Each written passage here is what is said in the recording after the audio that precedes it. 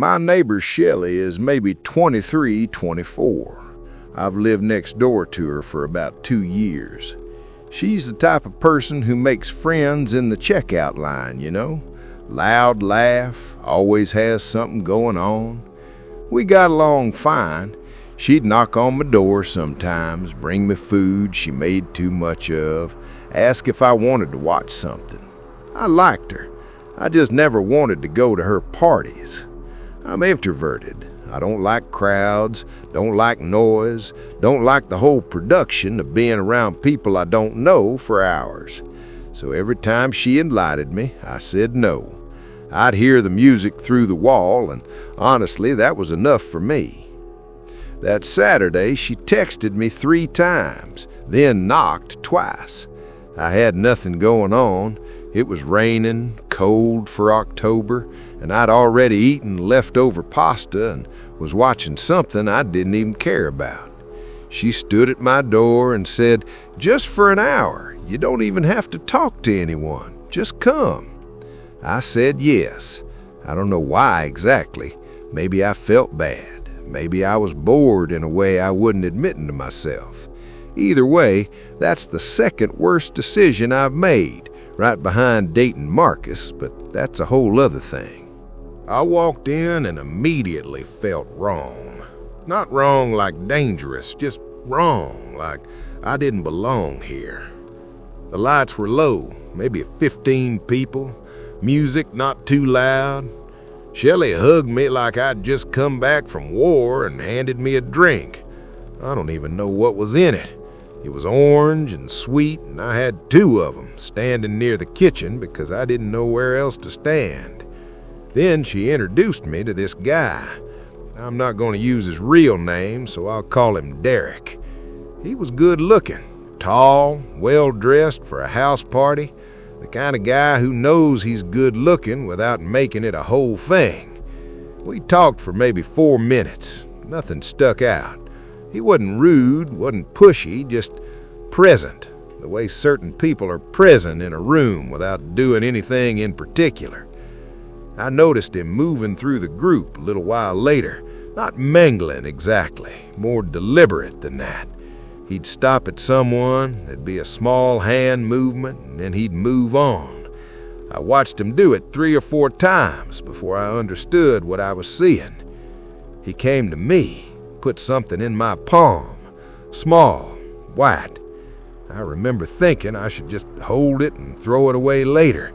Then I noticed Derek was watching me, not staring, just aware, like he already knew what I was going to do, like the decision had already been made and I just hadn't caught up to it yet. So I took it.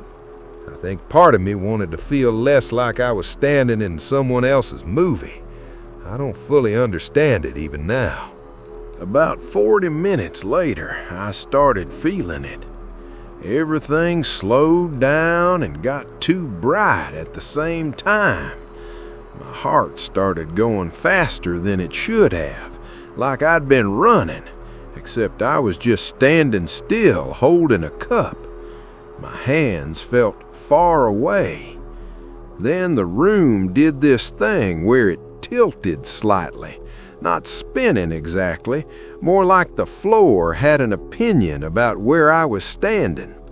I was thirsty in a way that felt urgent, almost panicked, like my body was sending up a signal I didn't have the words for. People's faces looked slightly wrong, not distorted, just off, like everyone was concentrating a little too hard on looking normal. I found Shelley and told her I needed to go home. She looked at me and she could tell. She said, okay, but she got pulled into something, someone calling her name from across the room, and then I was just standing by the door. Derek was there. He said he'd walk me. It was only next door. Honestly, I couldn't think straight enough to say no clearly. I remember stepping into the hallway. The carpet looked strange. I remember the hallway stretching longer than it should have, like the distance to my door kept resetting every time I looked up. I remember putting my hand on my key and then not remembering if I actually turned it. After that, nothing, just dark. I woke up in my bed at, I think, 2:40 in the morning. My shoes were off. I was on top of the covers. My mouth was so dry it hurt. I went downstairs to get water. I was filling the glass at the sink when I turned around. There was someone in my dining area. It was dark and I hadn't turned on the light, so I couldn't see clearly. I froze. My brain tried to tell me it was a coat on a chair, something like that. Then it moved. Then he said my name, my actual name. The shock of hearing it, my name in the dark in my own house from a person who should not have been there. I can't explain what that does to your body. It's not like in movies.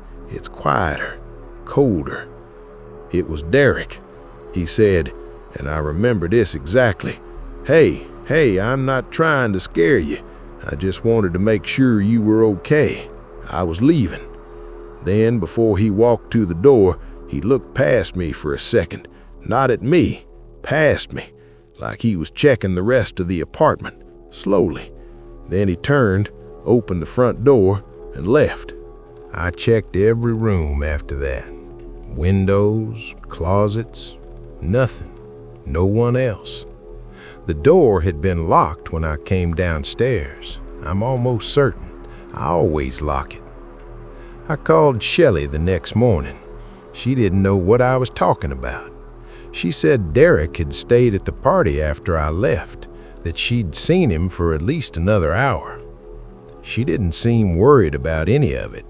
She said, "He's harmless, honestly." I've thought about that night probably 100 times since then. I've thought about my shoes being off. I've thought about whether I locked the door or only thought I locked it. I've thought about the fact that he knew my name and I never told him my name. I've thought about what exactly he was looking at past my shoulder before he left. I don't have an answer for any of it.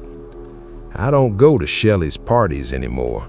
She still knocks sometimes. I still hear the music through the wall. Sometimes I still stand in the kitchen too long before I turn around, like I'm waiting to hear my name again. I just leave the light on now.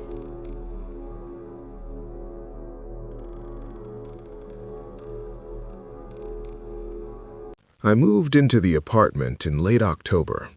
I was 24. I had my cat, Miso, 4 boxes, and a mattress my cousin helped drag up 2 flights of stairs. The building was nothing special. 3 floors, 8 units, laundry room in the basement that always smelled like mildew. My place was 2nd floor, end of the hall, Unit 2C. I noticed my neighbors across the hall pretty quickly. The dad, I never got his name, maybe 50, stocky, always in the same gray hoodie.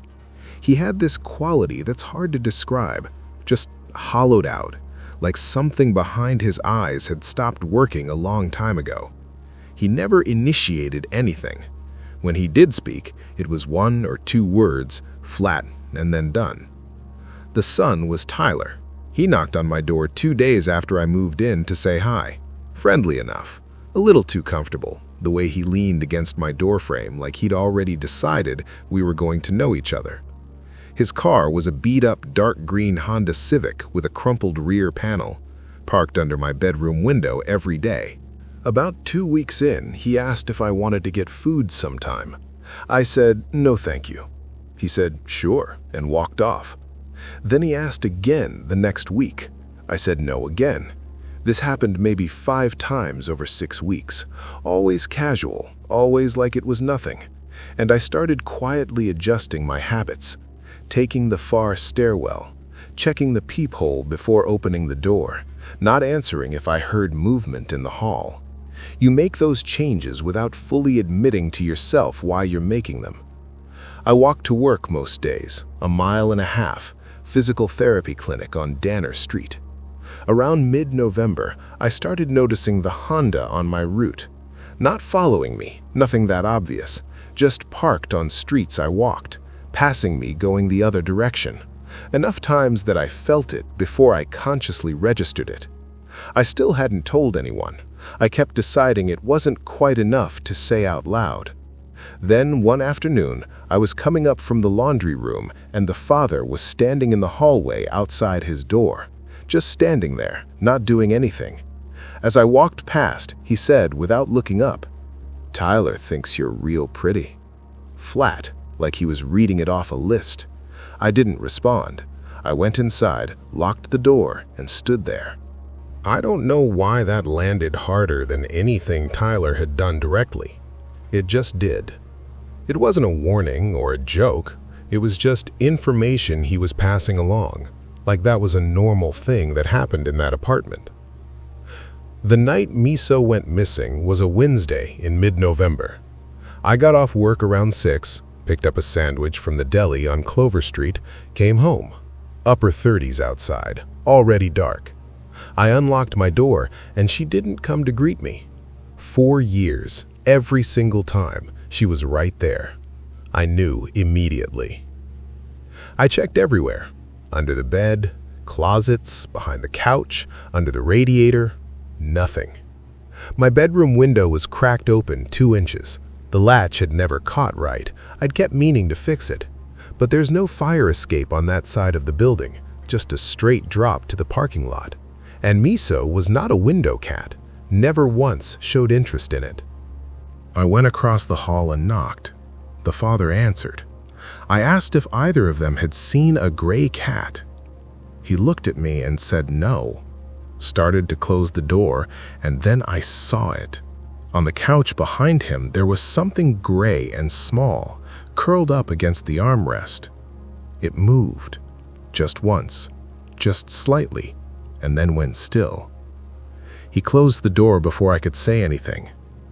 I stood in the hallway for a second, then I told myself it was probably just a blanket, a pillow, bad lighting. I filed a missing pet report, put up flyers, asked neighbors downstairs. Nobody had seen anything. Tyler's car was gone from the lot that same night. It stayed gone for 9 days. When it came back, I watched from my window. He parked, got out, walked upstairs like nothing. I didn't confront him. I know how that looks, but I was alone, and I already knew by then that whatever was going on, the father was part of it too. It wasn't just Tyler being a weird neighbor. The two of them were something I didn't fully have a word for. I called my mom that week and told her I was having some neighbor issues. She told me to document everything and call the landlord. I did call the landlord. He said unless something criminal had happened, there wasn't much he could do. I started sleeping with my keys in my hand. Then, about 3 weeks after Miso disappeared, I was clearing storage on my phone and I found photos I didn't take. The first one stopped me completely. It was taken inside my apartment, looking toward my kitchen from somewhere near the bedroom doorway. The timestamp said 2:17 a.m. on a Tuesday. I was home. I was asleep in the next room. I zoomed in on the background because something looked off. On my kitchen counter, next to the dish rack, there was a coffee mug I didn't own. White with a blue stripe near the bottom. I had never seen that mug before in my life. I scrolled back and found 2 more. Same angle, same middle of the night timestamps. In the second one, the refrigerator door was slightly open, that familiar little amber glow coming out of it. In the third one, taken 11 days before the others, you could just make out the bedroom window in the background, the one with the broken latch, and it was closed, latched from the inside. That window had been broken since I moved in. Someone had fixed it. At some point, at 2 in the morning, someone had been inside my apartment fixing my window latch, and I had slept through it. I called my mom that night and told her I was coming to stay with her for a while. I told her I'd explain when I got there. I packed a bag, walked out, did not look at the door across the hall, and drove 4 hours to her house. I haven't gone back to get the rest of my stuff yet. I keep telling myself I will. The mug is still in my head, though. This ordinary white mug with a blue stripe, just sitting on my counter in the middle of the night. Not threatening looking, just there. Like whoever left it wanted to feel at home.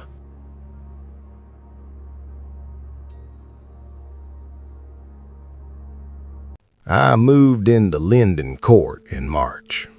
3rd floor, Unit 3B. The rent was $840 a month, cheapest I could find within 20 minutes of my job. The hallway smelled like garlic most evenings. The elevator broke down every couple of weeks, and the windows faced a parking lot. It was fine. It was mine. I met Danny 3 days after I moved in. She was in the basement laundry room, folding a shirt when I came down with my basket. She looked up, said hi, and we just started talking. Her name was Danny. She lived in 2C, directly below me. She'd been in the building about 8 months. Easy to talk to. The kind of person who asks questions and actually listens to the answer. We were down there almost half an hour. Before I left, she asked for my number, and I gave it to her. Over the next few weeks, we fell into a routine. Morning texts, coffee, sitting in one of our apartments, just talking. I remember thinking I got lucky. Making friends as an adult in a new city is harder than anyone tells you, and here was this person who just showed up. But there were things I noticed early that I didn't think much about. She never mentioned her dad by name. I'd seen him once in the hallway. Big guy, late 50s. Didn't smile when Danny introduced us. The whole thing lasted maybe 10 seconds before she moved us along. I remember thinking he seemed unfriendly, and then I forgot about it. She never had anyone else over. I was there pretty often, and it was always just her. Some evenings, she wouldn't reply to my texts until the next morning. She'd say she fell asleep early. I didn't question it. By the 3rd week, I started hearing sounds through the floor. Thumps. Low voices. It sounded like an argument, but I couldn't catch any words. It went on maybe 15 minutes, then stopped. I laid there listening for a bit, then put on music and went to sleep. It happened again 2 nights later. Same time, around 11. Same muffled quality. Just below the level where you could make anything out. I told myself it was just people arguing, normal apartment stuff. But it kept happening. 3, sometimes 4 nights a week, always after 10, sometimes going past midnight. And it was getting harder to write off as normal. The thumps weren't the sound of furniture scraping or a door slamming. They were heavier than that, more deliberate. I'd lie there counting them sometimes without meaning to. I went to the property manager and mentioned it. He said he'd follow up. He didn't. Then, one afternoon in late April, Danny reached across my kitchen table to grab a napkin, and her sleeve pulled back. There was bruising on her forearm. Not one bruise, more like several at different stages. Some yellowing, some darker. She pulled the sleeve down fast. I kept talking. I looked at my coffee cup and kept talking. And I've thought about that moment a lot since then. Why I didn't just say something. I think I knew that if I named it out loud, whatever she was managing on her own would become something else, something bigger. And I wasn't sure she was ready for that. Or maybe I just wasn't ready. I'm still not sure which one it was. She'd been wearing long sleeves for weeks by then. I'd noticed and told myself it was nothing. About a week after that, I woke up at 12:40 in the morning to the loudest thing I'd heard yet. Not muffled this time. A hard bang, like something large hitting the floor, and then a sound. I don't know how to describe it exactly. Not a scream, more like someone making a sound they were trying not to make. It lasted maybe 2 seconds and then went quiet. I sat up and just stayed there in the dark. My heart was going fast. I picked up my phone and stared at it. I pulled up Danny's number and typed, "Are you okay?" and then sat there with my thumb over the send button for probably 2 full minutes. Then I got up, went into the hallway in my socks, and stood at the top of the stairwell. The building was quiet. I walked halfway down to the 2nd floor and stopped. The hallway light down there was on. I stood there for a minute, maybe longer, listening. Nothing. I went back upstairs. I didn't knock on her door. I've thought about that too. She texted me the next morning like normal, asked if I wanted coffee. I said yes and went down, and she was fine. Or she was doing the thing she did where fine was the only version of herself she was showing anyone. A few nights later, she knocked on my door at 10:30. 2 quick knocks, a pause, 1 more. When I opened it, she looked like she'd been concentrating very hard on something for a long time and was finally done. She came in, sat down, and after a few minutes of nothing conversation, she stopped and said, "Can I tell you something?" Not a question. She talked slowly. Her dad moved in 3 months ago after her mom died.